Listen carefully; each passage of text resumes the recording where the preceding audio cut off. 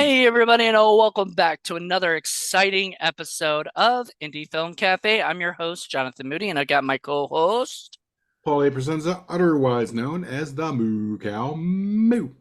and we've got a guest who's been on the show a good amount of times, but he's my co-host for Mainstream Mondays on Horror Film Lovers, and he does reviews after midnight for us on Indie Film Cafe. Please welcome John Ward. How you doing, John?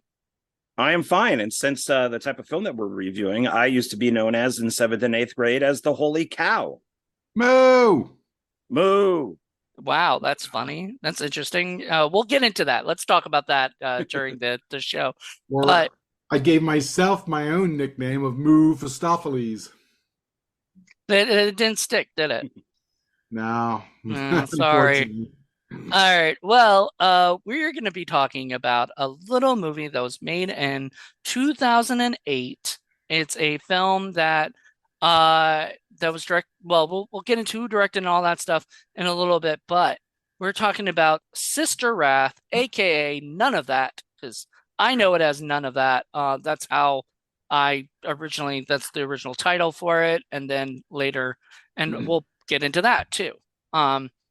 But I just wanted to just introduce this movie. This movie is going to be so much fun to talk about, I think, and there's gonna be things. And but until then, let's listen to some Mood music. music.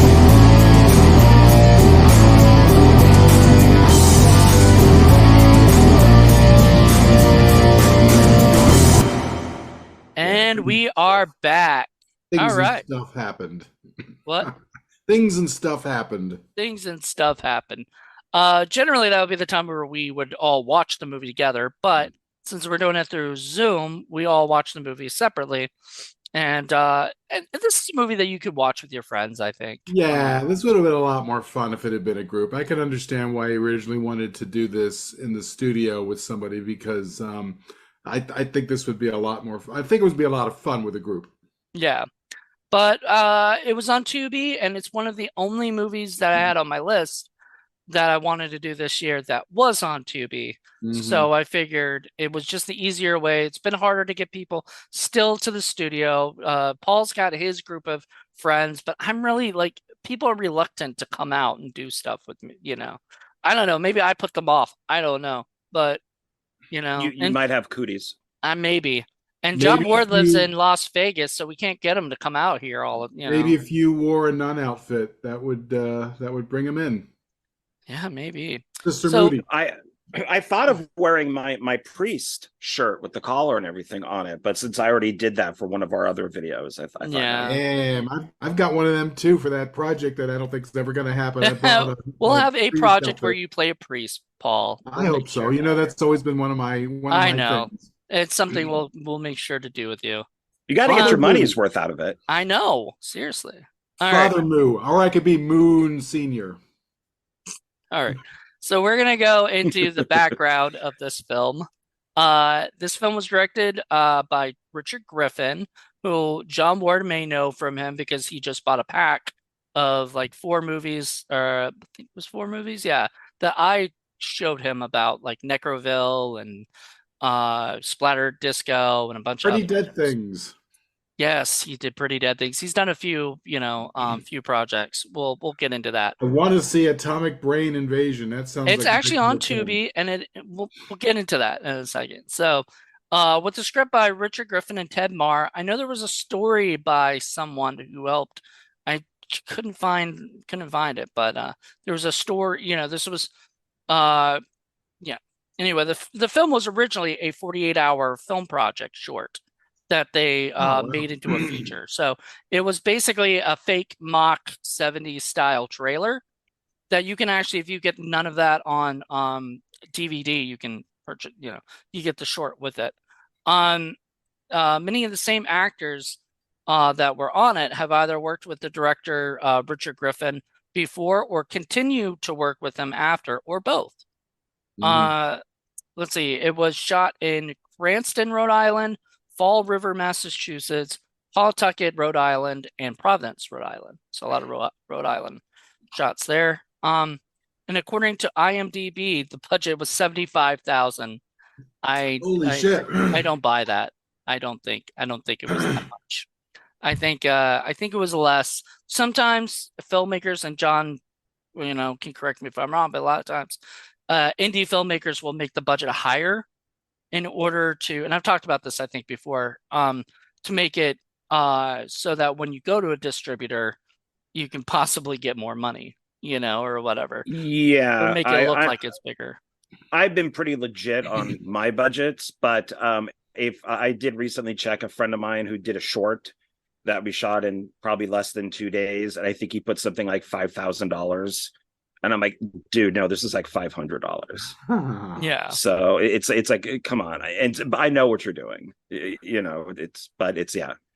Yeah. So I don't think, yeah. But for whatever its price was, it looked pretty decent. Yeah, I was gonna say it looked like it might have been a little bit more than 75. I would have said 100.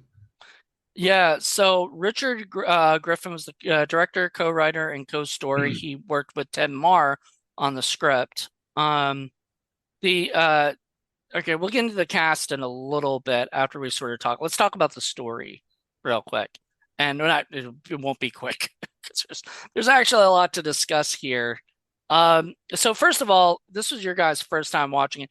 John, let me know what your first thoughts are when you first started watching this movie. Um, I really liked it. I really enjoyed it. I thought, yeah, it was well shot, it was well written, it was well acted. I liked it. I really enjoyed it. I think the picture that Paul is showing is a little deceiving, because our nun did not have that bra size, and Yeah, which that I was think not the she nun at all. yeah, so I But think that should, they that would be my only complaint, is that I think maybe that they should have gotten somebody who was a little more 70s only looking in a way. because remember the other one said she wasn't in tune with her two best friends. So yeah, exactly. Yeah, that's true. She does. They Sister Oh, talk about Sappho. their you think, boobs. oh, Yeah, that's what that means? Okay, I didn't catch that at all. Okay. Sister Sappho in the shower. yeah. She and her friend, whatever, the nun. Was it a nun or was it just a friend? Because Oh, it was Sister Sappho. oh, Sister Sappho. Okay. I thought she was talking about masturbating, like playing with her breasts. I didn't think that was about boob size. Hmm. I was making a joke. Okay. Oh, I Eh, thought you were serious. all right. Anywho, let's go on. Sarah Nicklin played the part, and she had been in Splatter Disco, Beyond the Dunwich Horror, both before working on this. And so she played the part of Sister Wrath, the main character, and she was part of the 48-hour film project, and they had so much fun with that. Richard just said, "Hey, do you want to be the title role again?" And who's going to turn down being a lead role, especially that kind of goofy, like silly kind of story? So of course Sarah was all for it. And yeah, so but we'll get into more of the background of the actors in a little bit. Paul, what did you think when you first saw it? Oh yeah, this was right up my dark, scary alley. It's blasphemous. It's got just enough action. It's silly. It's eye-rolling kind of humor. Yeah, this was cool. I'm actually surprised. I guess it wasn't gory enough or over the top enough to be a trauma, but it definitely had a trauma spirit to it that I Hmm. liked. And Very indie. Um, there's no, I mean, I guess all the folks work with this particular director, with Richard Griffith, but there was no like star to really sort of take anything away from it other than Debbie Rochon pops in there. And of course, it was Lloyd great to, has a cameo. yeah, and Uncle Lloyd is the Pope, as he should be. I thought that was great. He must have loved playing the Pope. I think I read that Debbie Rochon convinced him. Now I don't know if that meant like she just said, "Hey, do you want to come in here?" Or she had to be like, "Hey, do you want to work with this director?" Which I think he had never worked with him before, and stuff. And but yeah, I'm sure once he said you're the Pope, he was like, "I'm down." Hey, these are girls. They're protected by canon law. Yeah, it was Um, it was fun. I liked it. Yeah, that was that the tagline for the film was this is a blast for you and a blasphemy. Yeah, cute. Oh, that's good. Yeah. Yeah. And the whole So Jesus thing and the club up in heaven, and yeah, it was cute. it was cute. And I yes, that I am glad that they changed the title though. I don't like None of That. why? Does it just take away from does it I make think it it's a too cheesy stupid sounding? title. I think it's dumb. But it Sis- establishes it in NunSploitation, which is another wonderful group of films that I happen to love because nuns are always a fun thing to have fun with.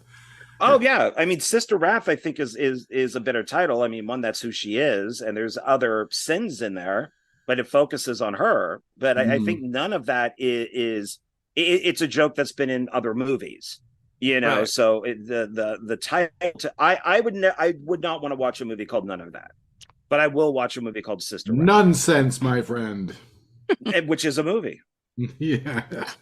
Uh, But I was mad because when I saw that this was Trauma, I'm like, son of a bitch, wait. And by the time I got done watching it, I remembered not Trauma. I'm sorry, Wild Eye. Wild Eye Releasing. I remember it being on their sale, Oh no. and I'm like, crap. And it was either like the sale that was $5 or 99 cents.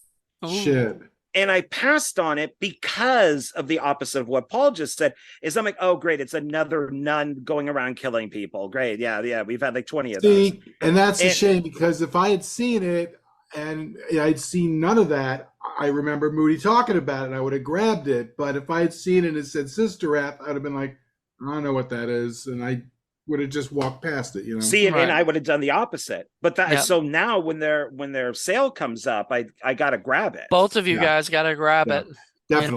know. So when their sale comes back up, let Paul know because Oh yeah, I Paul now will make send him sure. all that stuff. So And it's funny is at the end of the movie.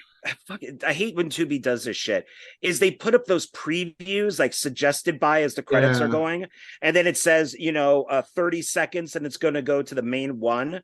And so at the end, I could barely see that it was that the ending like little kind of tags at the end there, and so I had to go back 3 times because Tubi kept interrupting it. And I'm like, son of a bitch, just stop. It's like it's not the credits, it's a scene. right. Yeah, it's still Stop. that annoyed me because I knew there was more to it. Like there was like 6 more minutes left, and then it popped up saying, do you want to continue? Now I You own the can't movie. stop it. I brought the movie home, so I have like the DVD, but I decided to watch the Tubi version because that's what you guys were watching. And if there was anything different, because it is a different name, I didn't want to confuse anybody when we start talking about the actual Yeah, movie. that's what I was going to ask you if you thought there's anything different, if it was longer or shorter or something like that. No, I think it's the same amount. I think it's an hour and 31 minutes, which is perfect running time for a movie like this. Huh. Some I people wonder might what want it shorter, but I think an hour and 30 minutes, as long as you're into the story, and I wanted more, you know. I I, wonder what prompted the name change. Oh, um, they do that all the time. While yeah, they're releasing changes titles all the time for Hmm. no reason at all. I think it's an ownership thing and I would probably say that they didn't like the title, None of That. But Sister Wrath, oh, it's revenge thing with the nun. mm. I'll buy that. Could have But gone with None with a Gun or I think there already there is a there movie with is it none. was yeah it was one of the movies they listed down below And there was and it one was like nude nuns with big guns, you yeah, know. I've I seen think that. that's the one but there were a few of those in there. One of them that I do want to see, and it's another Wild Eye movie, but I've never seen it on sale. I've never even heard of it. Is Ouija Nazi, and that That is on sounds Tubi. amazing. Yeah, and it's Nice. these group of people who are using a Ouija board, and they bring back a Nazi. As you That sounds do. like a reviews after midnight more than I've ever I heard of. yeah, I Ouija might have to Nazi watch that Nun. one. Come on, how would you not want to see that? Ouija nun? Ouija Nazi Nun. Oh. Well, if they already did Ouija Nazi, like that'll just be a sequel then. But this was a lot of fun. This is the kind of movie that makes me want to be involved with and want to make a nunsploitation film. There's just something extra fun about doing that and exploring all the weird Catholic ritual stuff that goes on. And You know. Paul, did you kind of feel like this movie was a little very much like was it Jesus Christ Vampire Hunter? Well, not less about Jesus Christ Vampire Hunter, and more about oh god, the one with the tongue, the evil tongue from outer space, The Killer Tongue? Killer Tongue, because remember there were nuns involved in that one, and some weird stuff going Well, on with that. I was just thinking, but like the Jesus Christ vampire, we meet Jesus Christ, Yeah, and Jesus Christ is singing in the beginning of the thing, and he does this like there's singing too here. Yeah. yeah, which I thought, oh man, Paul's gonna like Well, that it this does Jesus was a little seedy, if you ask me. yeah. That He, was funny. he talked about how he wanted to, there were some people who deserve to die, Mhm. some that were never going to be saved. And I'm like thinking, I wonder if that's like really what, if there is a Jesus, if that was what he would think, Well, of like course he would. That God wiped out the entire planet with a flood. Of course, Jesus would think that way. He killed millions upon millions of innocent women and children and animals and insects and homes and cities, all because he threw a hissy fit. Just As being you a big do. fucking baby. hey, You when know, you have that much power, sometimes, Yeah, so you then the just let it best thing to go. do was, have a family. Then when the flood was done, you got a family on a boat who's then going to perform incest on each other to repopulate the planet. Right. So that's So yeah, I think everything that was said in this, I laughed at least twice. I LOL twice in this movie. And a lot of it was because of the religious stuff in it. I thought Yeah. was hilarious because these guys obviously either did the research or maybe they're kind of like Kevin Smith where they know the religion because they Well, are that. Richard A Griffin, word by the at. way, is gay, and so there were a lot of gay jokes too. So ones Yeah. that were like, I like surprisingly, like I was like, really, a gay guy wrote a joke like that, and which showed like, yeah, like Richard had a sense of humor about stuff, or whatever. And so like he said a joke where the guy was like, the Jews didn't kill Jesus. It was the gays, because they like their men well hung. But I was like, Which is, I think, one of the jokes I did laugh at. I'm just right. like, It's an because actual joke. yeah, Yeah. because at first I thought maybe they were actually blaming the gays.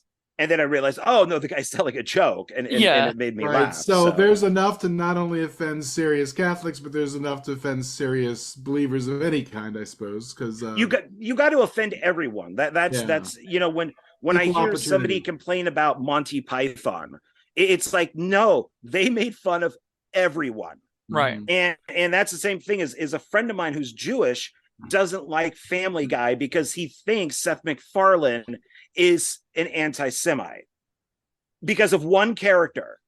And I'm like, dude, do you ever watch the show? He makes fun of everyone. Right.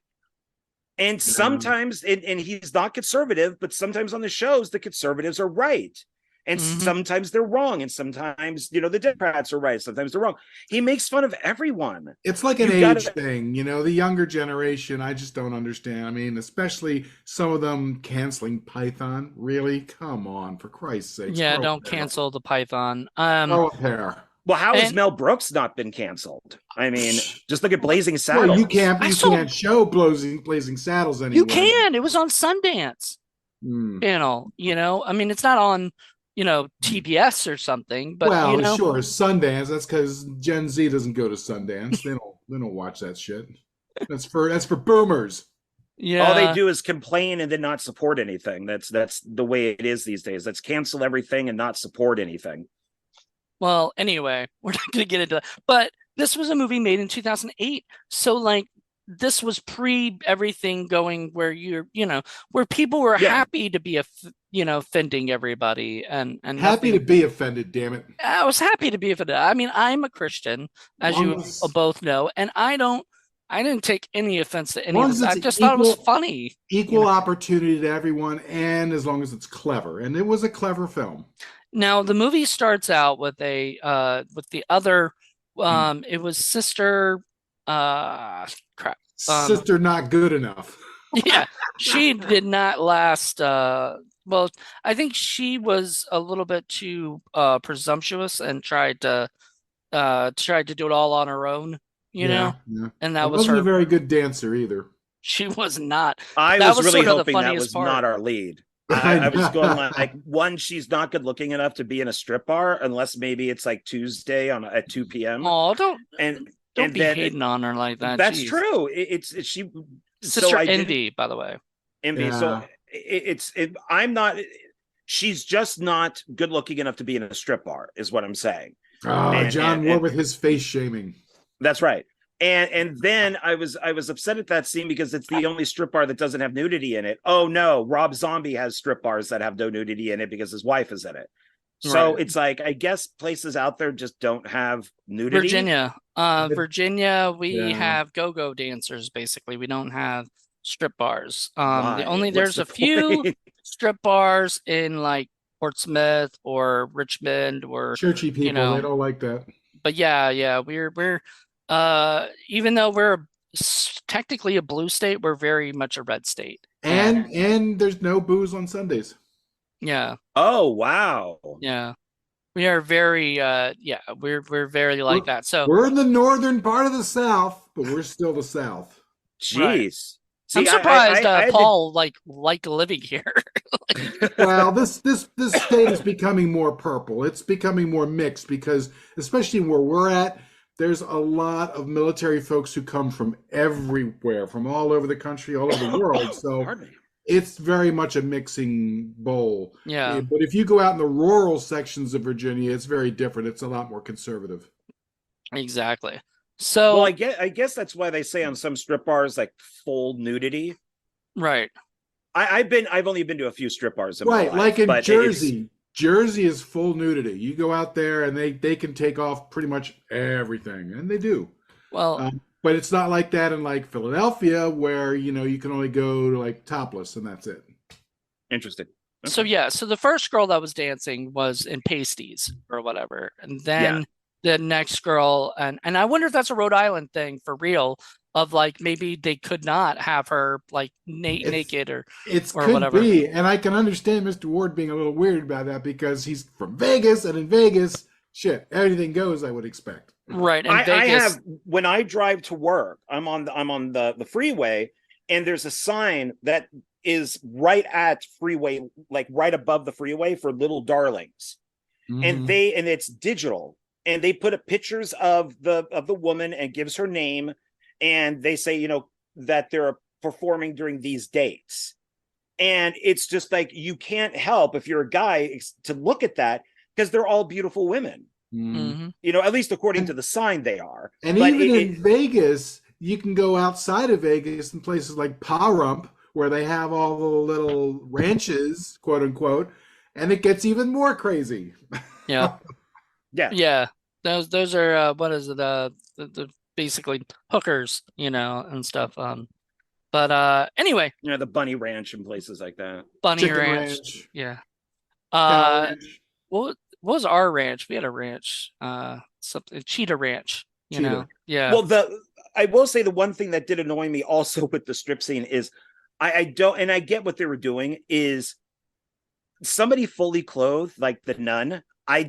She got more of a reaction than the chick that was getting like Yeah, partially which was a little naked. weird, but I think that was A sort little of weird. played in the comedy aspect of it. Like, Maybe, y- yeah.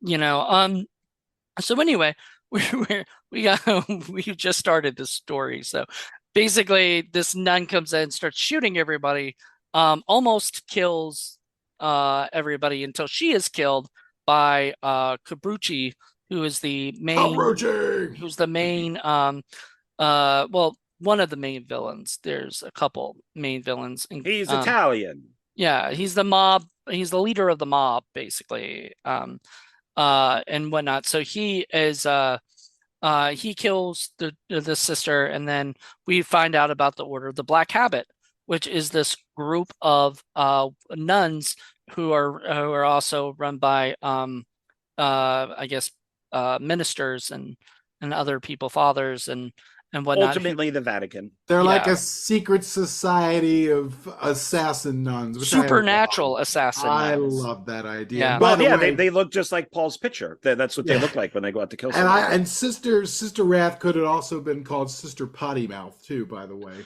Well, she was also called, what is it? Sister Short Temper yeah, by Sister or Short something Temper. like that by Oscar, her It guardian was angel, funny. her gay guardian angel, who's like one Just of my walks favorite around with a characters. shirt off. He was naked Oh, the actually, whole he's time. supposed to be There And were a naked. lot Yeah, of that's what he guys was. with their shirts there off. was If a you great noticed. there was a great part where he's like he's apparently naked, but you don't see it, full on. But like Oh yeah, the her girl looks, her hand is blocking it when she's yeah, like that. yeah. So he goes and she's like, "You're, why are you still naked?" He goes, "Because I'm an angel." I was Why like, That's that not? is my so angel. cute. Um, but yeah, he's so anyway, but to get to that, they realize they need another nun. And so they know of this nun who is causing a lot of trouble. Oh Apparently, yeah, she does not like the father's she beat up a molesting priest. and raping, priests raping people. So I love uh that. I love yeah, that. she's taking down whoever she can. And Mother Superior, played by Debbie Debbie Rochon, Rashawn. it was so sweet. She's like, you know what? We can't take you anymore. We need to send you to another place. What was it called? Like, Varese or something, Varese or something. Anyway, they go to send her there, and she almost gets like attacked and raped by these uh like thugs, and she takes them all out. And once she's done with that, she sees three nuns who come up to her, and she thinks she's being taken to the place that she needs to go, and of course they shoot her and gun her down and send her to heaven, where she needs to be trained to be a assassin, I'm sent or back. whatever, Well, and before we sent get back. too far into it, there is subtext to some of that because there's when the Catholic Church finds out that a priest is molesting children, they just move that priest to another church, Right. like 50 miles away. And so instead of them, like Debbie Rochon, moving the priest that's molesting kids, she just leaves him there, but moves her to another church, which That's is like interesting. I kind didn't of, know that. I didn't yeah. know that that's No. what they did. Oh yeah, there's a whole documentary on it. Well, there's several documentaries, but that's what they're known for. And there's even Nine times out of 10, that's what happens. Every now and again, one will actually get investigated, but for the most part, they don't want the stink. And they don't Yeah. want to, they Really, don't want, Richard Griffin and Ted Marr really did do research. they didn't Like, want to substantiate the things that are going on because it leaves them liable to all kinds of lawsuits. So better for them to bury it, get rid of the person, and then just cover everything up. yeah. Yeah.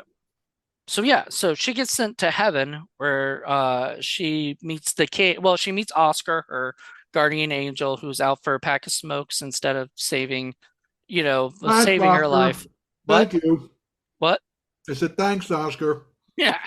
Oscar, who I absolutely love, says he was going out for he needed to get menthols. Did you notice that he did not get menthols though?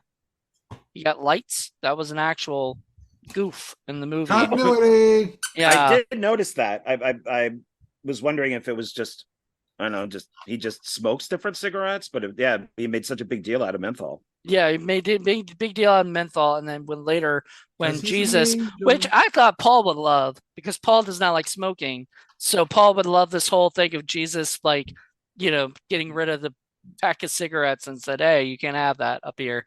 Like, he allows drinking, but he does not allow No smoking. no smoking.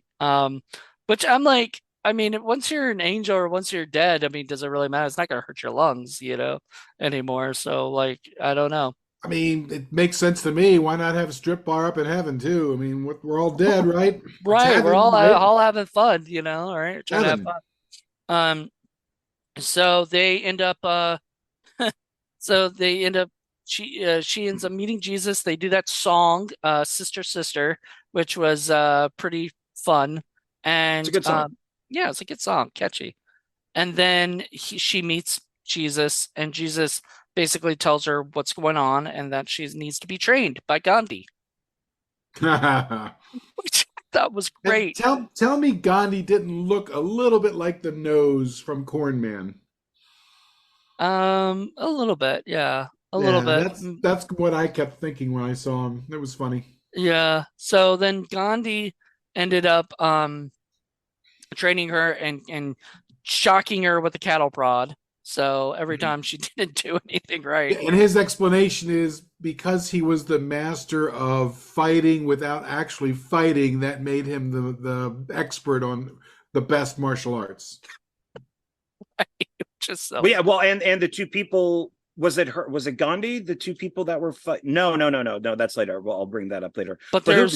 there were There are two two demons demons with the horns. demons. Yeah, Yeah, and that was yeah, Gandhi. Gandhi yeah. like let him fight the two demons or whatever. Very realistic horns. Yes.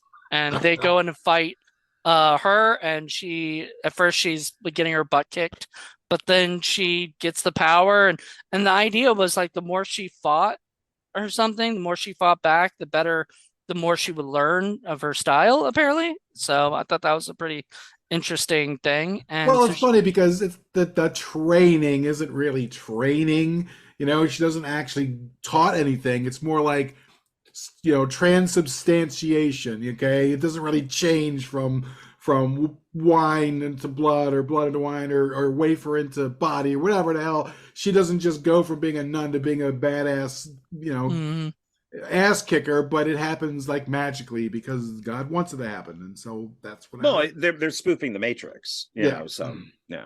awesome. So she goes and she learning how to shoot by shooting Oscar and making him not pick up the cigarettes or whatever. You know, you need to learn how to shoot. He needs to learn how to quit smoking.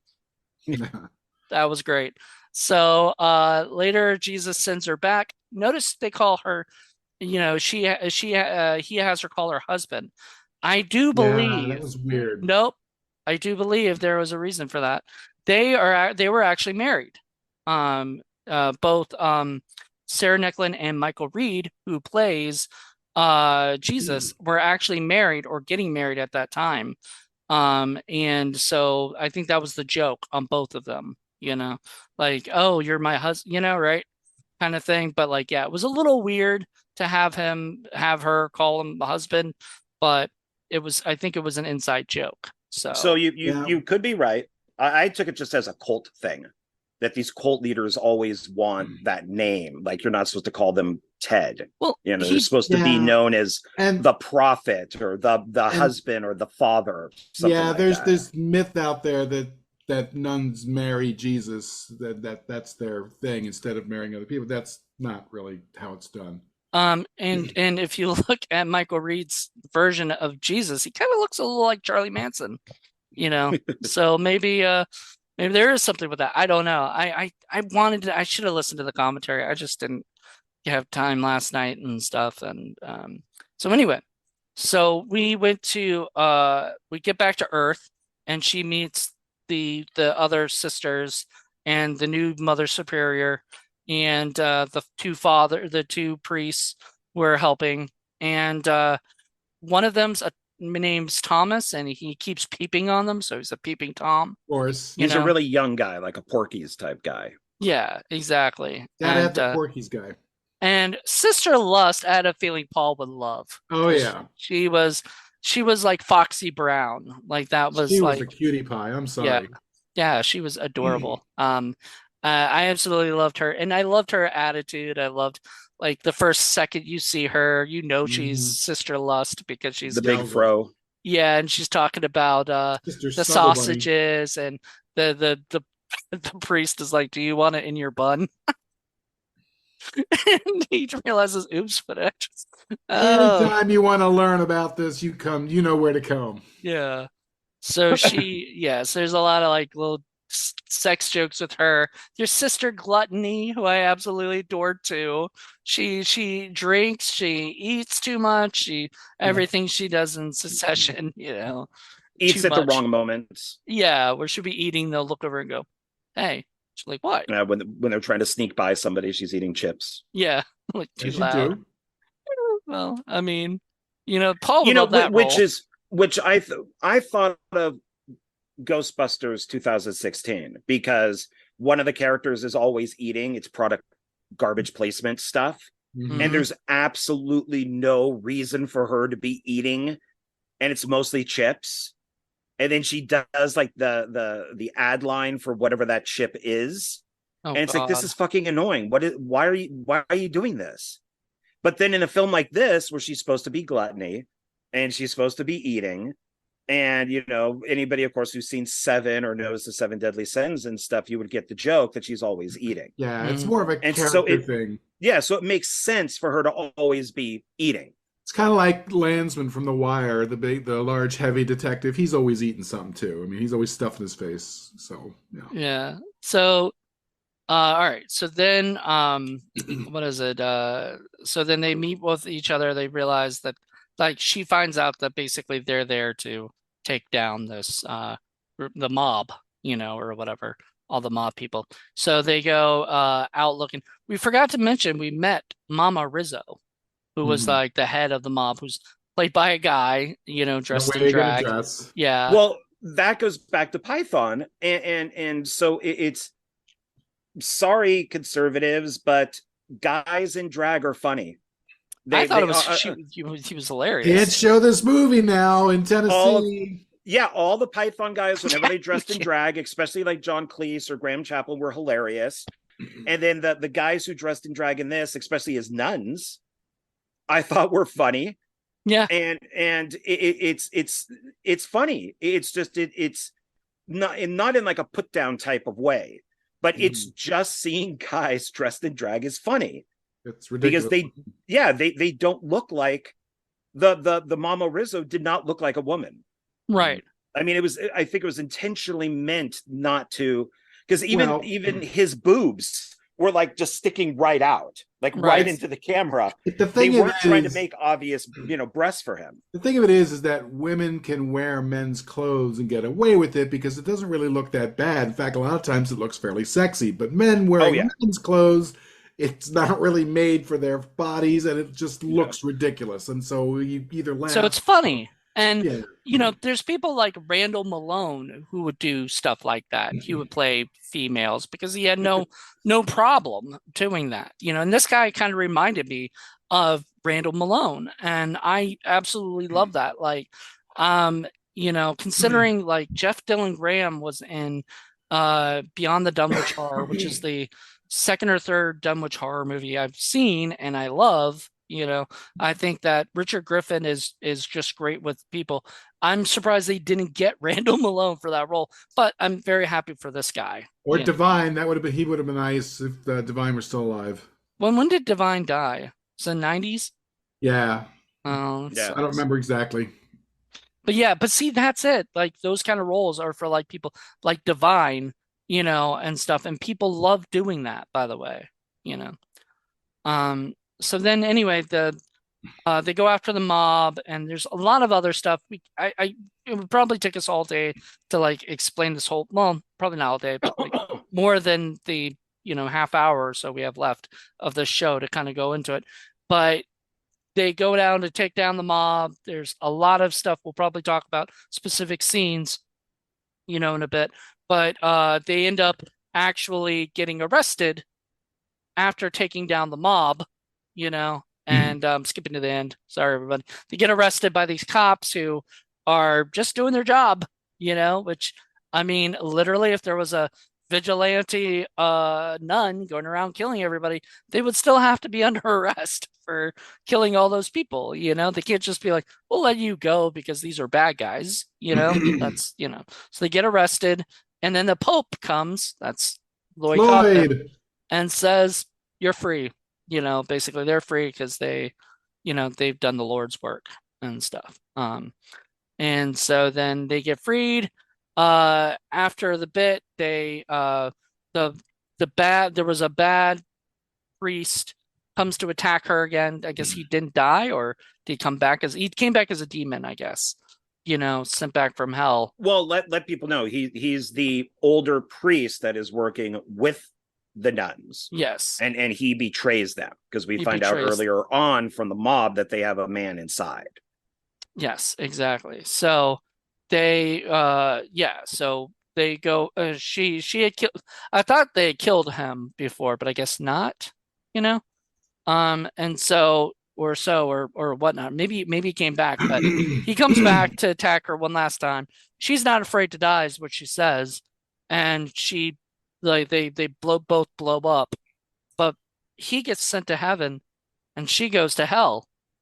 And Mhm. there was a mix up. Ooh.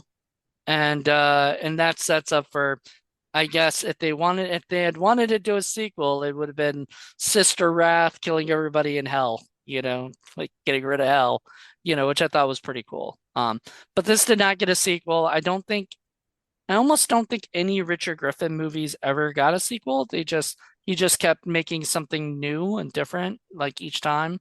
Like the next movie after this is the one that Paul was talking about, the atomic brain invasion, which is literally about aliens that look like brains killing everybody. So a lot of fun, very 60s, 50s style Yeah, it looks horror story. like the dude who did Lost Skeleton Cadaver. He did a Yeah. movie called Trail of the Screaming Forehead, which is very similar. Or it's things that like Christopher R. Mim kind of does, Right, things like right. that. So it was very much like a fun throwback. But that's what he likes to do. Like each movie, it seemed, was almost a different decade and a different style, And he's kind of done thing. some Shakespeare stuff too, which is pretty interesting. I saw he did Titus Andronicus, and he's done a few other things. So I'm very curious to see those, whether he did them straight up or if he, did them for humor. Yeah, I think a lot of the stuff he also does straight up too. Like there's a movie called Exhumed. That's like a real horror film, Hmm. that is not very comedic. Beyond the Dunwich Horror is serious, is a serious look at that. But then movies like Splatter Disco or None Creature of from the That. Hillbilly Lagoon. There's one I Yeah, want to Creature see. from the Hillbilly Lagoon. Oh, he did that one. I have Yeah. that. Yeah, because you have that 4-pack that That there, yeah, yeah, yeah. and that was one of them. You did Necroville, Splatter Disco, Creature from the Hillbilly Lagoon, and I'll have to check out more of his stuff. I haven't heard of him before. yeah, I'd known him because back in the day, MySpace days, I was always out looking for indie filmmakers to have on my radio show. And so if somebody was, Richard Griffin was on MySpace and was hitting me up, whatever, I had him on my radio show. So I had the whole cast and crew of None of That on my show talking about the movie, the making of it and stuff on Block Talk Radio. And back then it was a lot of fun. Sarah had moved out to LA, and she's getting tons and tons of work. Let me go through the cast real quick. So Sarah Nicklin, sister Kelly Rath. She was in Splatter Disco, Beyond the Dunwich Horror, a movie called Zombie Allegiance, which I want to do someday. Nice. Atomic Brain Invasion, which we're also gonna do someday. She's been in Beg, which Paul saw with me. Yep. That we did for 31 Days of Indie Horror. And newer stuff includes The Retaliators, Stranger Calls Beyond the Crimson Door, which sounds very Ooh. much like your kind of movie, John, like the sounds like an H.P. Giallo type Lovecraft. stuff. Yeah, yeah. Yeah, I would think, Lovecraftian horror. yeah, that's what I would have thought. And Devil's Night, which was produced by the Mahal brothers. So she's been in a few things. But she's been in more. That's just a couple of the Devil's Night, projects. spelled with a K. Yes, it's the devil's like the knight, shining Fun. armor. It's a medieval movie. Alexandra Coppola. I probably just butchered that Oh, name. Sapola. Yeah. Coppola, yeah. She was in Splatter Disco, Beyond the Dunwich Horror, Zombie Allegiance. You're gonna hear Zombie Allegiance a lot. That is actually directed by Tony Nunes, who worked with Richard Griffin. So he used a lot. Almost, I think every single person I'm about to mention is in that movie as well. Atomic Brain or Invasion, and newer stuff includes a movie called Vote Motherfucker, No. put out in 2020, and a new project called Sexy Slasher and Ruby. So, where she plays the titular title Ruby. Um, Shanette Wilson, Sister Lust, Yay. she was in Beyond the Dunwich Horror, Zombie Allegiance, Diamond Rough, a show that you can find on Tubi, a show called American Gangster Trap Queens for one episode, and she's been in more if you just look her up. Ruth Trap Queen. Sullivan, was Sister Gluttony. She was in Beyond the Dunwich Horror, Atomic Brain Invasion. She was not in Zombie Allegiance, I guess. One of the only ones. The Disco Exorcist, which was also done by was it Richard Griffin, and a few Oh, that's on shows. Wild Eye. Wild Eye has Yeah, that one. a few shows like Over My Dead Body and Red Rum, both for IDTV, and she was in a episode of the FBI. Brandon Lewis Aponte, who played Richie Carbucci. He Uh-huh. was in Splatter Disco, Beyond the Dunwich Horror, Zombie Allegiance, Atomic Brain Invasion, and he has his last movie was in 2004 called Erebus that Michael Berryman was in. So he hasn't done anything since 2014, sadly. Michael Reed, who played Jesus slash the Devil, we forgot to mention he had a dual part for that, which is pretty neat. He was in Beyond the Dunwich Horror, Zombie Allegiance, Atomic Brain Invasion, Disco Exorcist, Exhumed, Dark Feed, The Haunting of Alice D, and one of his newest projects was 645, which played on one day in the theaters at Regal Cinema. I think that's also, I believe, on Tubi. Rich Trethaway, Mama Rizzo. He was in Zombie Allegiance, Atomic Brain Invasion, The Disco Exorcist, Exhumed, Flesh for the Inferno, Scary Little Fuckers. That's one movie. Uh, And Codename Dino Stud. What is it? Richard Griffin did. David Lavallee Jr., who played Viper, which we forgot to talk about. Viper Goldstein. Love Viper. Oh man, he was a great character. He was so much fun. And that actor is amazing. And we're gonna get into. He was in American Chop Suey, Atomic Brain Chains Invasion, Crazed, which you can find on Tubi, and most recently, a movie called Johnny and Clyde. He was also a stunt performer for 30. He's done 30 stunts or stunt coordinator and did stunts for numerous Netflix Marvel shows like Daredevil, The Defenders, Punisher, and more. Also, Deborah Shawn, and Lloyd. Alex Aponte, who plays the detective Vargas, is an actual cop. So he was kind of called in for that. So he was one of my favorite characters because one of my favorite bits in the whole movie is where we're at the station, and we've seen stations before, Paul, oh where it yeah. looks like somebody's office or maybe a guidance counselor room or something, something terrible, where they just tried to find something that looked, Right, whatever. But pass this it off. actually looked like a decent, Yeah, it I did. mean, set. And he's there answering phone calls and he goes, "Hey, I told you not to call me at this number. Oh, you better wear that nice, that nice thing, blah blah. Oh, get on the get on the was it dryer like like okay, hold on. Hey, your wife on line one." And a lot of that he made up, by the way. That was a lot of his own gags, from what I read. One quick thing I did want to mention about the cast. There were two other folks worth mentioning. Excuse me. One of the go-go dancers is actually Lilith Astaroth, which you may or may not remember was in Chainsaw Maidens from Hell, which is a Oh, movie we did a long time ago. no, we didn't. Yeah, we did. We did it. We didn't do it for Indie Film Yeah, Cafe. we did it for Indie Film Cafe, but I know I showed it to you. And then there was also a little person in there played by Tiny the Terrible, Oh yeah, we forgot to mention police him. informer.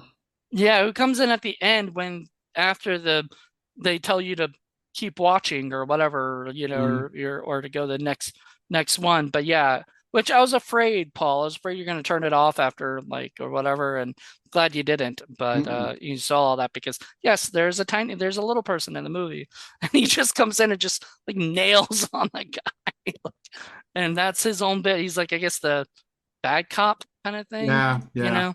So I thought that was funny. But yeah, there's a yeah. Who is he? What else It's has got he a been in? it's got You a know? little bit of everything. I don't know that he's been in a lot of things, but when you're a small person in Hollywood, even in indie Hollywood, you're going to get some stuff. Looks like he was in some wrestling things and showed up in a movie called Monkfish uh, Hmm. as himself, Tiny the Terrible. So there you go. By the way, so Lily Astaroth was also in a movie called Blood Pie that Sarah Nicklin was in. Oh, So okay, cool. yeah, so they worked together on more than one time. But yeah, Chainsaw Maidens from Hell. That used to be on Tubi. I don't think it's on there anymore because it looks like it's on Screenbox. I've got a copy of it. So yes, so yeah, I mean this the cast was amazing. The crew, everybody that worked on this film did a phenomenal job because all the acting, all direction. What was your favorite scenes? Let's get into that real quick. John first.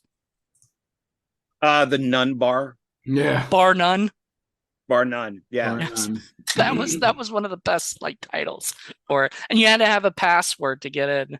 Even though everybody's I mean, I guess people could dress up like nuns and not actually be Well, you nuns. have to sing. You got to do the thing that they did. It wasn't just like a word. It was It was like you sing like Mary full of grace or something like that. something like that. Yeah, Uh, and that's another scene where a lot of the nuns are men, and it's yep. just funny. And they Yeah. don't hide that they're men because they don't use like high pitched voices. They just use their regular Like voices. yeah, their voices are like "Roar," you know. Yeah, they Yeah. don't even bother. It's funny. No.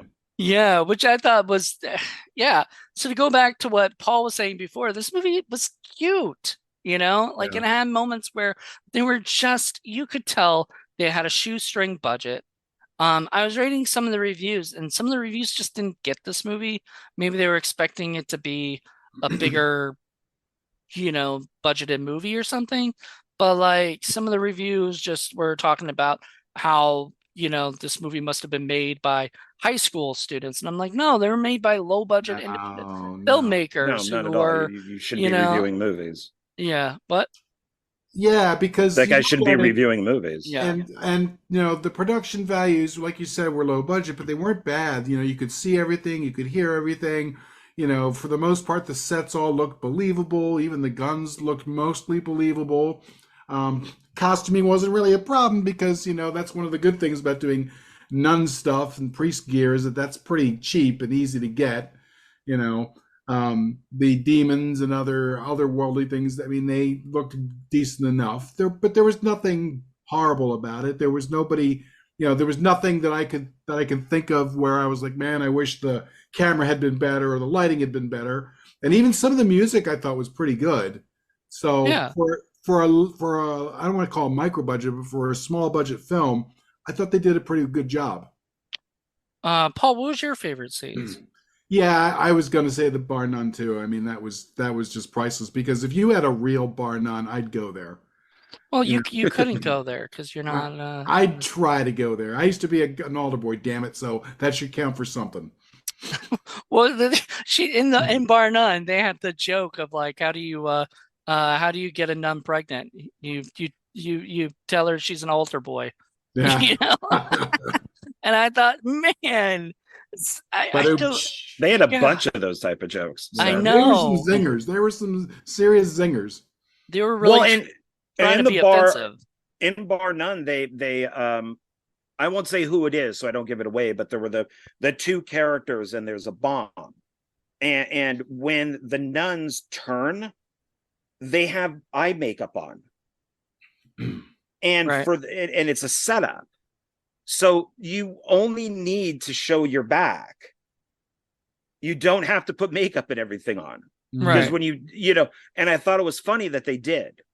That did, the idea that maybe these Italian gangster guys are like, no, put makeup on me.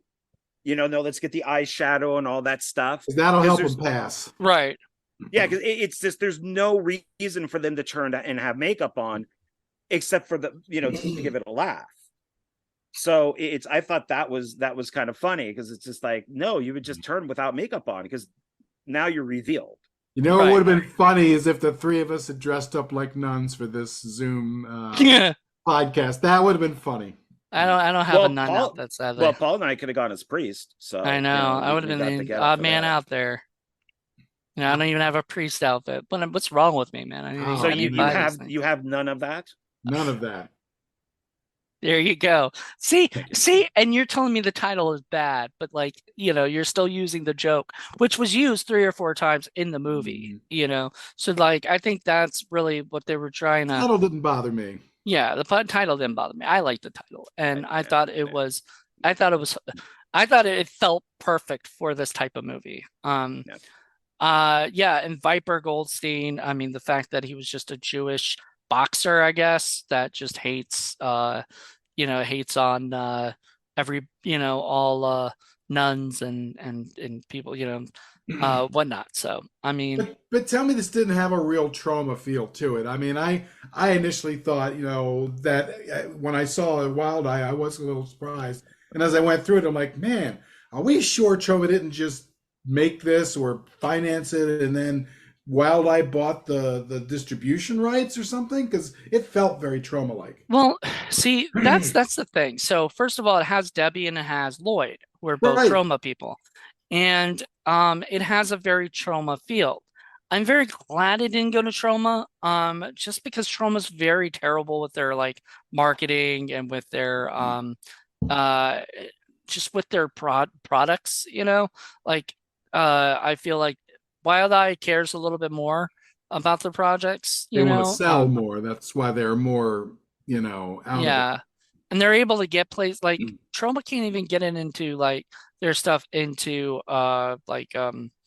Walmart or something. But I think I could see this going to Walmart. I think it did originally when I picked it up. It was in Walmart. So like, and that's sad because I feel like Trauma should be better, considering I guarantee you they have money to be better. It's just they just haven't, gotten They their shit it together. this movie definitely had a trauma-like feel to it. I almost expected to see the Toxic Avenger in the bar with a broom or a mop cleaning up behind, That would have been funny. I have to disagree with this. I don't think it had a trauma feel at all. Really. So I think it's too good for trauma. I think it looks too good for trauma. It's directed too good. It's written too well for trauma. It's as much as I like trauma. I think a lot of their movies are crap.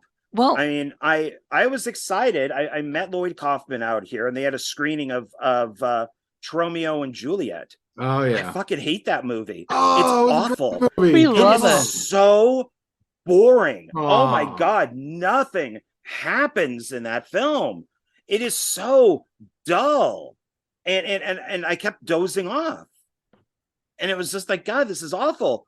So I wouldn't want anybody to We love have their Tromeo we and movies Juliet. trauma. ruined by We love trauma. trauma. Except Jen hated it, but Yeah, Jen hated it. Jen hated it because it was too Too sexy. graphic and too like it was too. But God, that is was it so funny because I showed her boring? that and I showed her like Ski Wolf. And I showed her a couple movies that just go a little bit above and beyond. Like Paul will show her terrible movies, like a Neil Breen movie. I show her movies that just go like that are more what the fuck Friday movies than than movies like that. Like she wouldn't have liked Search a Kabuki Man, any of the ones that we've done for Indie Film Cafe. But this was just That's kind of why we made What the Fuck Fridays is, exactly. movies that were stinky and over the top, but were just a little too over the top to show just Jen. Yes, exactly. Um, well, I think we're pretty much at that time. Was there anything else we need to discuss with this? I mean, I tell people, I'll tell people go see what is it? The movie on Tubi. Like see it or buy it from Wild Eye when they do their sales because it is Yeah, I'm totally definitely worth going to it. look for a copy for this. This needs to be in my collection. Yeah. Wild Eye really annoys me with stuff because if you go to their website, like I wanted to see like, oh wait, this is Wild Eye. Can I see it on their website? Can excuse me to like purchase or something? I don't know. Do they not update their website at all? Because like there's like 3 new movies listed, and then everything else is like 10 years old. And it's like when they do these sales, you see all these new movies. But like their website, if I was curious about what they brought out, Their website sucks. Well, the sales probably Yeah. for the old stuff that it wasn't selling. They want to get rid of that shit. No, but it's older stuff. Like Don't Fuck in the Woods 2 was in there. It's not on the Yeah. website. Hmm. So it's like I don't understand who controls the website to who then puts the sales up. Because I would think that you would want something brand new, especially called Don't Fuck in the Woods 2, that you would want that on your website. Yeah. And it just doesn't, that's the thing that annoys me with them. I could The tell one you other that it thing ain't me. yeah, well, that's true. The one thing I will say about this is from time to time, you get a movie where like CGI blood and gunshots and all that type of stuff, like the muzzle fire works. And it's gonna have this type of humor, almost kind of like a violent comic book. Mhm. And then you could do the fake blood and the CGI gunshots and you could get away with it. It's only when it's a serious movie that people go, oh, come on, man. Just, what, you can't actually just cut off an arm. Yeah, Yeah. some of the practical effects. There's one where they're finding a body in the alley and they had blood on his face, and it looked a little bit too much like tomato sauce for me. I mean, All you right, work with what you got, man. work with I what you don't, that got. stuff kind of doesn't bother me at all, Made me want Um, spaghetti. especially when they do have scenes where like people are getting their heads shot off and stuff, and they do look really good, you know. Some of that was practical. I think the Yeah. explosion on the one guy who got his head, I think it was cut off. Yeah, Mhm. so it wasn't an explosion. His head was cut off. I think the head might have been CGI, but Right. then they put the torso up at the neck, and that was practical. And Yeah. the fighting was pretty good. It was decently choreographed, I thought. Yeah. Yeah. We've seen a lot worse than that. Trust me. Yeah. I mean, this is bar none one of the better movies like of this type of flick. So that we've reviewed. And certainly better than a lot of the Wild Eye movies Wild Eye releases that I've seen in quite a while. Some of the Wild Eye ones I've seen were pretty bad. This was one of the better ones. Yeah. Well, their quality, I would like to see, since John, well, no, you don't have the Wild Eye one, right? You have a different physical copy. Hold on. Let me see. Let me see if Wild Eye. He has a different releasing. Yeah, because maybe it's not Wild Eye if it says None of That. Oh. So no, Camp Motion Pictures put this one out. So yeah. You got to So hold it right in front of you. So and then if you look at the back, I like that cover. That's cool. I prefer the Wild Eye one better. I like with her just with the gun like that up on her yeah. face. It's got a very kind of Ms. 45 feel to it. So Yeah, I definitely pulled that vibe too, although it's not really the same. Yeah, it's not the same movie. It's not a rape revenge movie, but No. yeah. So Um, but I'm because recently, as we know, and I will not mention his name, but we know a certain director basically sold his entire filmography, if you want to call it that, to Wild Eye Releasing. And that I don't know if that says they've gone down in quality or they're still Looking for content. they're just Yeah, looking just- for content, but the problem is like they even told me personally when I met them in Texas Frightmare, they said that the thing with what they do is they try to find like really wacky movies like Velocipaster or like Animator or one of those movies and then mix them in with real like regular movies and stuff too. So like once a month they'll put out like a really wacky movie and then the rest of the time they'll put out the rest because they don't want like the wacky titles to get too much, all the attention and then not the other stuff that they put out. So Velocipaster was awesome. I love that. Velocipaster is the best, probably one of the best. This and Velocipaster are the I best still have things not that seen they. it. Oh, that's fun, and I like Clownado, and so like I like a few of their projects. Just the rest of them, and some, and you know what? I mean, I have a ton of them that I haven't reviewed yet Sure. or watched. So I need to. Oh my God. I have an entire box.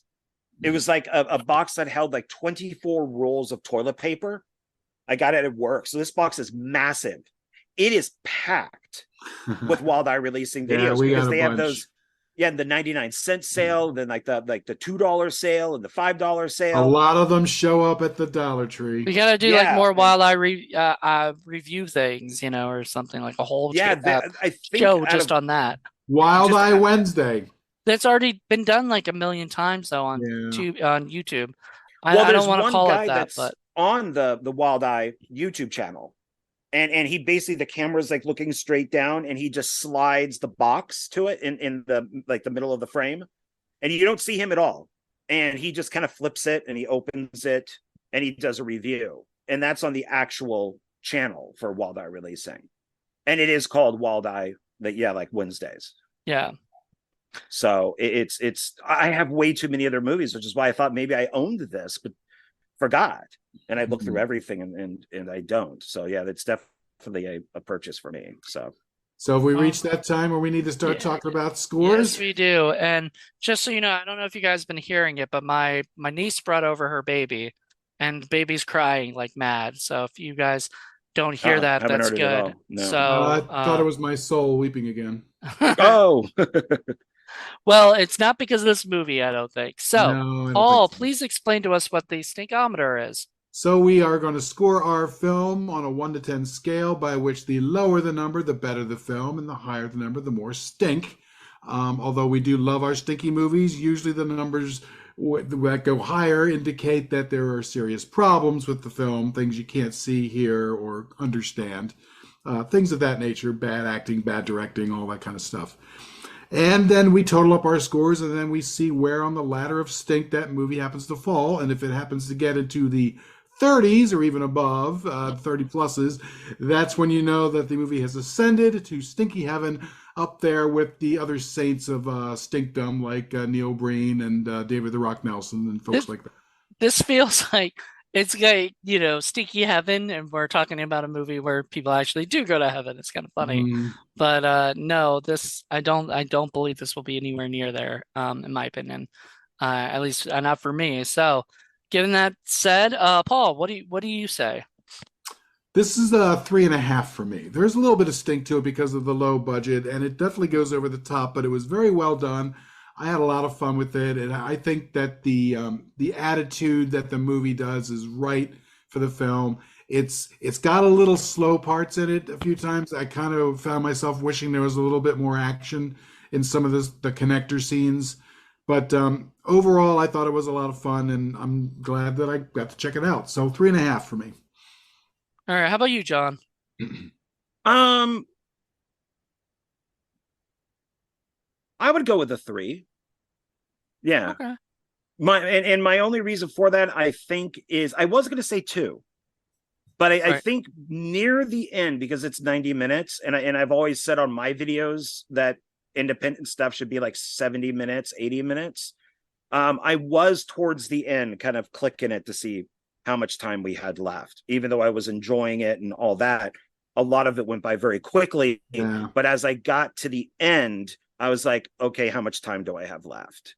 So no complaints with the movie itself, but it just, so I would say, yeah, I would say, like, actually I'm going to agree with Paul. Well, no, because then that would make it 4, right? 3.5 would be more towards 4. It's Or how would I middle, say, in between 3 and 2? 2.5. 2.5. 2.5. So I'm going to say 2.5. Okay. Okay. Yeah. Well, that's funny. I was gonna give it a 2. Because Okay. yeah, I really enjoy this movie. I mean, as I've told Paul, this was something I've been wanting to show for a while, and it's been something that every time I see the cover of it, I'm like, when are we gonna do this? When am I gonna finally, and who am I gonna get? And I thought, you know what, it'd be better to have 2 atheists here anyway, doing it, with me, People of 'cause reason. people who Well, like wouldn't get offended by this movie and necessarily. the other thing, and we didn't really touch on it too much, but I also thought the acting was pretty good all the way through. There Yeah. were a couple of performances that weren't so great. They were okay, but Yeah, we're I over think the the top. first girl, Sister Envy, had Yeah, overacted a little bit too much, yeah. and so I'm glad she was in the beginning of the movie, and then later you kind of see it evolve into like kind of better acting. I thought Sarah Nicklin was amazing, and She she was really always is. good. She was really And good. she always is. Like every movie I've ever seen of And hers. the guy who Um, played Jesus, he was really good too. yeah, I think if I'm correct, because I interviewed her, and Michael Kenneth Farr had seen my interview with her or whatever, had cast her for his film and stuff, and things. So it was great. Like I used to love doing that, having people on my radio show that later on, end up working together. That's Mhm. happened more than once and stuff. So I think that's amazing. And I just love this movie. It's not like a one for me because it's not like there are a little bit of issues with it, but like a lot of those things I can look above because of the budget. If Well, it had a huge budget, I would have been like, whoa. with both of you, what is a one? Something that's really, really well done, despite the fact that it's a very low budget film, Can or you name it? Can you name? Lunatic's a Love Story was a one for me, I believe. yeah, or gosh, I Paul, can't. have you ever had a one? I've had a couple ones, I believe. Let me find out. That Think of Boo Boo, I think, comes to mind. I don't think did you put a one for that? I don't remember. I don't remember anything. We'll find out in 2 seconds because I'm bringing up the stinkometer scoreboard. See, these are a good thing for us to have because it has your score and my score. Yeah, so in the first, you put a 2 for Rap Think a Boo Boo. Okay, Um, should have been a one. then 1.5 was Game Box 1.0, Mm-hmm. and then you never given another one for season 2. Season 3, let's see, season 3. Nope, there was no ones. Not for you. There wasn't. The only closest one was Arcade, which you gave a 4.5 to. I There gave a was 4.5 to Arcade. yeah. Oh wow. I don't think you were in a good mood or something when you watched it. Yeah, Sledgehammer's. Oh wait, let's say Stop Stabbing Me. What did you give that? Give that a 3. Three. So, yeah, I'm telling you, man, you don't give ones. Yeah, So Gamebox 1.0 is probably the closest one. Yeah, so so far. what would be Oh, a 10? Drunken Wu Tang. I gave that a one. Faster Pussycat Kill, you gave a 2.5. You gave a 1 to Drunken Wu-Tang? Yeah. Yeah, oh wow. And that's the only one that you've given. But you have highlighted them, so let me see if there's any other ones.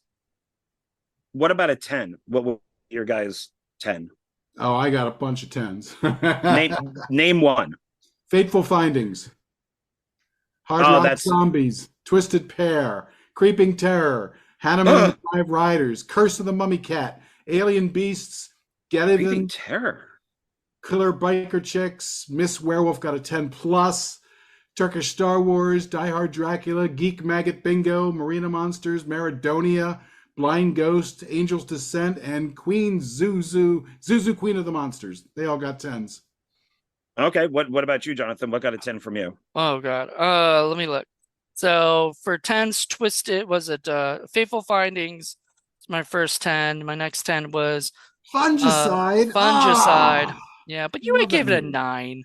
Yeah, I love You that were movie. close. 10 for Twisted Pair. Zombie Cop. What is it? Zombie Cop. Uh Creeping Terror. Well, no, I Hanneman. gave that an 8.5. You gave Um Hanneman the next one. How Hanneman could was great. Hahnemann and the I Five love Creeping Riders. Terror. Alien Prophecy, Alien Beasts, Yeah. Getaven, Robo Robo Woman. Woman, um, Heaven. Killer Biker Chicks, Terror, Bigfoot Pond, Miss Werewolf. It's a lot of 10 ones that plus. Paul's seen. Turkish Star Wars, Die Hard Dracula, Disaster Disaster Wars, Wars. Liking Colony, Oh God, Liking Colony. Forgot about that. Busted, Geek Maggot Bingo, Ugh. Marina Monster, Maridonia, Dahmer versus Gacy. Um, Wait, No, no, you didn't Blind give it. Ghost. Yeah, Wait, Blind Ghost. Blind Ghost. No, Dahmer versus Gacy. I gave it to. Angel's Say, yeah, I thought you Descent, liked that and one. Zuzu, Queen of the Monsters. Wow. Okay. Ones that we did not mention because they're not on our stinky thing right here, but I do have the stinkometer for the season. Yeah, you gave a few, John, so to them. What tens or ones? Have I given Tens. it? Have All I right, given? so yeah, I don't I think don't you've think I. given any ones. Um, No, because one has to be like the Citizen Kane of bad movies, that type of thing. well, I mean, that would actually be a good movie then, right? Like technically. Well, no, not Um, if you're looking at it like Plan 9 from Outer Space would be a one. where are you? White Wolves. Oh, I don't know how you white guys like that film, but that got a 3 from you. It had Amy Dolenz. Yeah. So, She's a monkey's aliens daughter. Yeah, versus he Hunter. will he'll like anything that is from a monkey's daughter. That sounds really weird. And I met her. Yeah. Alien versus Hunter. You were in that one. Yeah, Yes. Alien versus Hunter, yes. That was pretty bad. Where sadly I watched it, I think twice. I didn't realize it, or 3 times I didn't realize it. Alien Beasts. I still can't believe you gave a 5 for Alien Beasts. I've explained this. Multiple I times. did not completely understand how the rating system worked because you should to take me, a Mickey 10 on is that. good, 1 is bad. But if you look at it in terms of an outhouse, yes, 10 is horrible, 1 is good. So yeah. Demon Fire, you give a 3. I like Demon Fire. Yeah, Witch House 3, Demon Fire. Yeah, and then that was for season 4. Season 5. I know, what did you give? Did you give a 10 to what was that movie I had you watch? Knights of the City. You gave Totem. Yep, you gave a 10 to Knights of the City. That's the only 10 so far, I think. That might be And Maridonia. And Maridonia, yes. But we all gave 10s to that. Oh, that deserved it richly. Yep. And we kind of became obsessed with that too. With like my power. That was awful. Then we found out like she's like a nightmare. The lead actress is just a nightmare. Oh God, so bad. Yeah, let me see if there's anything else. Yeah, so Knights of the City. Wow, that was the same season too. It was season 5, Knights of the City and Maridonia. Bad. God, was it? We got to get you on more stinkers, Mr. Ward. Yes. So good. You know what I would give a 0 to? I'm sorry, that I would give a 10 to Romeo and Juliet. Oh. Which I did not get that from us. Fucking but all right. Awesome. And this season you've only been on one other episode, and that was the one you ran, I believe. Nope, you were on Reptoids with us. And you give that a 5. You know which trauma movie Mr. Ward needs to see? Actium Maximus. Maximus. I haven't heard of that. Come on, Moody. You need to get on, and we should do that for our Patreon episode. We'll see what Mr. At some Ward point gives a score for. I don't know if I really want to go back and watch that though. It is terrible. Yeah, I guess you were only for was it Reptoids, Walk Among Us, and you were on the one that you did. We just did a John Link movie too. Which one was that? Was it? Is Let Us Pray? Is that one? Let Us Pray, yeah. Which got a pretty good. Yeah. Oh shit. What did I give Let Us Pray? I didn't write it down. What the fuck? Oh, I give it a 2, so write it down. Okay, you gave it 2. I don't remember what I gave it. I'd have to go back and re-listen to that. Fuck. I don't know why I didn't Taylor write was it down. on I that normally one, Taylor. We've been trying to get her, but she's been busy, so we're back on. But we will. She wants to come back for next season for sure. So anyway, we are that's gonna be about wraps it up. So was it 3.5 from Paul, 2.5, so that makes it 6 right there, right? And 2 is 8. So anytime you get a movie under 10, that's generally a pretty good movie. And 8. So where does that put us? I think Ratfika Boo Boo was an 8. And the latter stink, which it is not a. If you're still listening to us, thank you. Yeah. Yeah. Well, I wanted to ask those questions to give people context. Like, Right. it was, what is the worst and what is the best in your guys' opinion when you're giving these? So a Better Place got an 8. Jesus Christ Vampire Hunter, kind of funny. We're both tied up there. Hey, Stop Stabbing Me and Arcade. There you So go. that seems to be a good, group to be around. Dustin Hubbard gave that a 1. So I think that was our first one at that time, and because He we're loves that. we're really reserved on ones. We don't just give out Gotta ones. earn your one, baby. Yeah, I know it's Can got to something be so good it's a 0? We have had 1-0. And that was John Johnson gave it a negative something, I think. Yeah. We have bent the rules. Well, that's not a 0 then. That'd be negative. That's 1, a negative. 2. So we haven't gotten a 0, but we've gotten we treated it like a 0 though. It's pretty much a 0 because we don't count it. We bent the rules for him because we don't get very many things with him anymore. Yeah, so if we get a chance to have him on the show, but we won't let him do that again. Like, it's not going to be a common thing because then everybody will be asking us. Oh, trust me, the next movie I show him will not be 0 worthy. Okay. Well, everybody, thank you guys so much for joining us. Thank you. This was so much fun.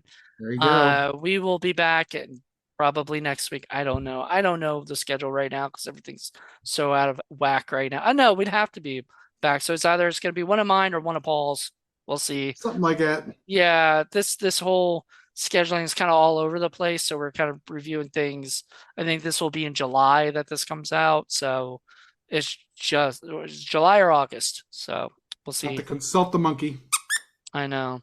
We're my new fuzzy friend here that Paul gave me. Oh yeah, there you go. Yeah, I have him sitting up watching us. So Yay. yeah. I have nothing to show. I'm sorry. You don't have any stuffed animals? No stuffies? No stuffies for John? I do up there. I have a few things. I have a plushy Spider-Man. Oh, Yay. nice. Well, there you go. Well, everybody, thank you guys so much for checking this out. I hope you guys enjoyed it. Join us next week for a brand new episode. Until then, everybody. Right. Bye. Bye.